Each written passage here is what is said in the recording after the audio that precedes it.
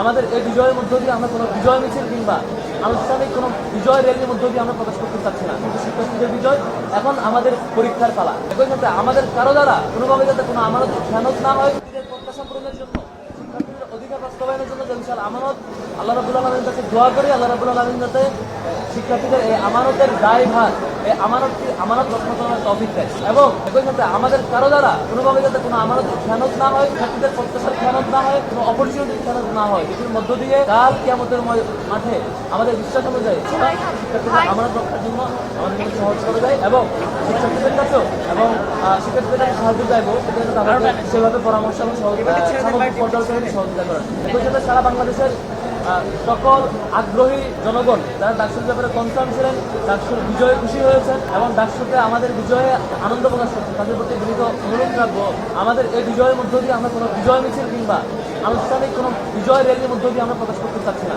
শুধুমাত্র আল্লাহর কাছে শুকরিয়া এবং আমাদের আমানতের যে প্র্যাকটিস, যে আমানতটা আমরা কীভাবে রক্ষা করবো এবং শিক্ষার্থীদের যে দায়বদ্ধতা, শিক্ষার্থীদের যে দায়িত্ব পালন সেটি কীভাবে করবো সেটি আমাদের করার মধ্য দিয়ে বহিঃপ্রকাশ করার মধ্য দিয়ে সেটি আমাদের মূলত আমরা করতে চাই।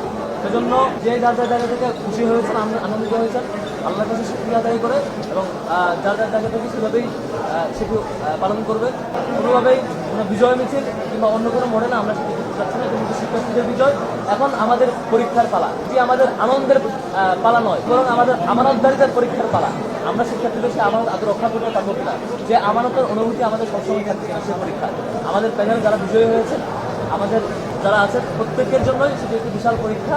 শিক্ষার্থীদের এই প্রত্যাশা পূরণে, শিক্ষার্থীদের প্রতি আমাদের কমিটমেন্ট পূরণে, আমাদের এই দায়বদ্ধতা যে কদিন আমরা দায়িত্ব করবো সেটি আমাদের পালন করে যাবো ইনশাআল্লাহ। সমাপনী কথা নিয়ে আসা আজকের এই বিজয় ডাকসুর নির্বাচন ফলাফল ঘোষণা পরবর্তী